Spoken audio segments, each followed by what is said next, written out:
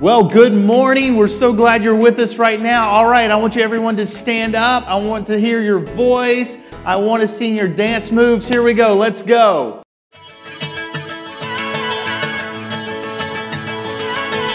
You never turn away, you never leave my side. And every time I call your name out just to find that you're already right here with me, never been alone. I can trust you with my heart, 'cause this I know. You are always faithful, you love me from the start.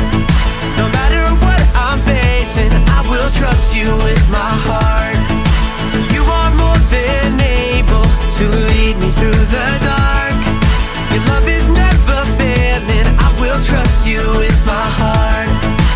Whoa, I will trust you with my heart. There are days when I feel I need a friend, and then I hear your voice reminding me again that you're already right here with me, never been alone. I can trust you with my heart, 'cause this I know. You are always faithful, you love me from the start. No matter what I'm facing, I will trust you with my heart. You are more than able to lead me through the dark. Your love is never failing, I will trust you with my heart. Whoa, I will trust you with my heart. No matter what may come, no matter what I go through, God, you are never gonna fail me, I will trust you with my heart. No matter what may come, no matter what I go through, God, you are never gonna fail me, I will trust you with my heart. You are always faithful, you love me from the start. No matter what I'm facing, I will trust you with my heart. You are more than able to lead me through the dark. Your love is never failing, I will trust you with my heart. Whoa, I will trust you with my heart. Whoa, I will trust you with my heart. Whoa, I will trust you with my heart.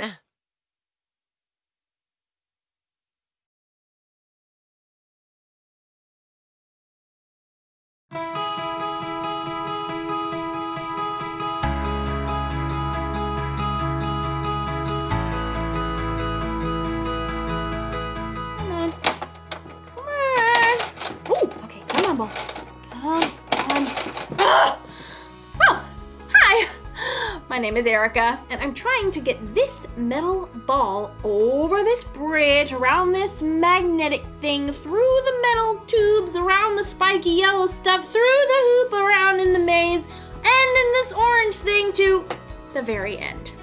But so far, I'm stuck. Not here, not here, not here, not here, not even close to there, not here, not here, nope, here. But will I give up? Of course not! If at first you don't succeed, try again. That's what I was taught. It's my responsibility. Responsibility is showing you can be trusted with what is expected. Let's do this. Okay, now I give up. I tried again. I still didn't succeed. I don't want to play this anymore. It's so hard. I don't want to do it if it's hard. I'm tired. My head hurts. I want to do something else. This can't be right. I shouldn't quit doing something just because it's hard. I'd never get anything done if I did that.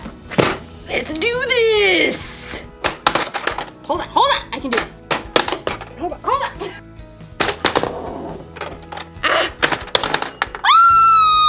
I made it to the end, and it's all because I whined and complained about how hard it was.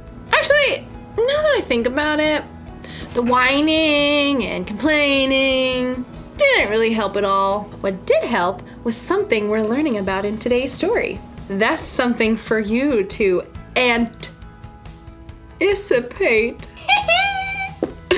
The story is about ants, so that's why it's funny. Let's do this.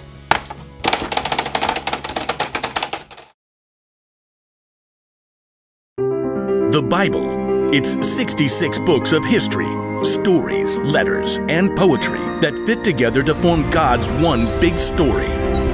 The epic adventure of how He created us and loves us so much that He made a way to rescue us. As we travel through the Bible, from Genesis to Revelation, we discover people who met God and found their lives changed forever. Now, for an amazing story, inspired by the book of Proverbs, chapter 6, verses 6 through 8. King Solomon was young when he became ruler of Israel after his father David. One night, God spoke to him in a dream. Ask for anything you want me to give you. What? Solomon had just been given the greatest gift of all time. He could have asked for anything. Unlimited money, the power to defeat all of his enemies, or even to be the best-loved, longest-living king of all time. Instead, though, Solomon made a different ask.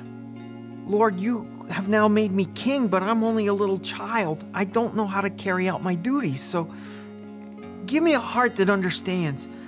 Then I can rule over your people. I can tell the difference between what is right and what is wrong. Solomon asked for wisdom, and God gave it to him. In fact, Solomon became known as the wisest man to ever live. Over the course of his life, he shared many wise sayings that were later recorded in the book of Proverbs. These sayings are to help people do what is just and fair, to help young people learn wisdom. Only fools refuse to listen and learn. The wisdom recorded in Proverbs gives godly advice about nearly everything, from using words wisely to staying away from trouble. But the most famous passages talk about the value of hard work. You people who don't want to work, think about the ant. Consider its ways and be wise. It has no commander, it has no leader or ruler, but it stores up its food in summer. It gathers its food at harvest time. When was the last time you paid attention to an ant, other than the one that you were going to squash on the kitchen floor? To better understand what Solomon means about work, well, I think it's time we take a closer look. Did you know that there are about 1 million ants on Earth for every single human? Yikes! My skin is crawling right now. But just look at how amazing these little guys are. Like Solomon said, nobody lays out a set of rules for them. Nobody offers them an allowance or more screen time if they finish their work. God made them in such an incredible way that they stick with it and get the job done. In fact, some ants can lift up to 50 times their own weight. If you were that strong, you could lift an entire car. And ants use that super strength to store up their food, just like we see in Proverbs. And ants also work smart. They leave a special trail of chemicals, called pheromones, that tells them where they've been so they don't get lost or repeat themselves. And ants are incredibly creative. They actually farm aphids in order to have a constant supply of the honeydew aphids release. And the ants' creativity doesn't stop there. In times of flooding, ants will even protect the queen by forming a lifeboat with their own bodies. Just like Solomon reminds us, ants do whatever it takes to gather up the food they need and to protect their colony. They know how to get the job done, and that's with only about 250,000 brain cells. But you? God made you with 10 million brain cells. He's given you everything you need to work strong, smart, and creatively. And because God has given us so much, there's so much more we can do. In the New Testament, Luke records some of Jesus' words. Much will be required of everyone who has been given much. You are creative and strong. You have a brain that works like no one else's. You are determined. And most of all, you are created in God's image. That means that you can work hard at whatever it takes to show love to God and the people He's made. Sometimes that might look like helping raise funds to provide clean water for kids on the other side of the world. Sometimes that might look like cleaning your room before your mom has to remind you 5 times. Or working hard to help your little sister to build an epic Lego palace. Whatever your work, remember Solomon's wisdom. You people who don't want to work, think about the ant. Consider its ways and be wise. It has no commander, it has no leader or ruler, but it stores up its food in summer. It gathers its food at harvest time. Be wise. Work hard. God has given you everything you need to follow through.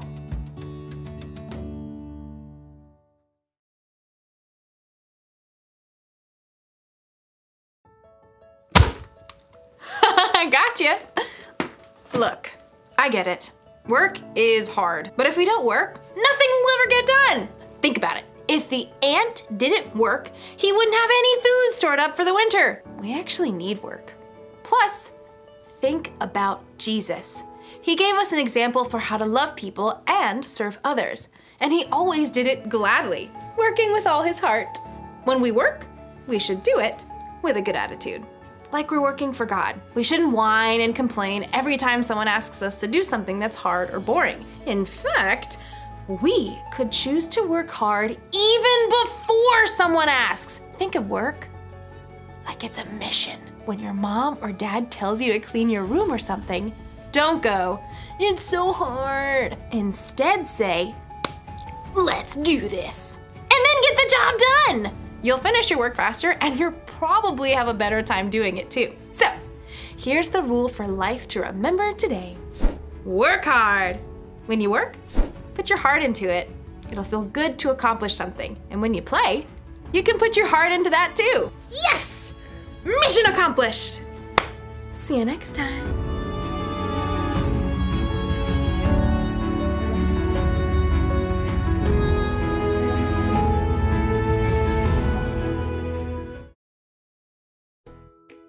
All right, that's an amazing story. The big idea for today is work hard. Now, here's what I want you to do. I want everyone in the room gather around. I want you to get a Bible on a device or a Bible, and I want you to go to Proverbs chapter 6. Proverbs chapter 6, and we're going to look at that story of the ant. So here's what I want you to do. I want you guys to read out loud Proverbs chapter 6, verses 6 through 8, and I want you to ask this question and try as best you can to get everyone to answer this question. How can you tell if you're a hard worker or if you're lazy? How can you tell if you're a hard worker or if you're lazy? Go ahead and hit pause now on the video and engage in that together.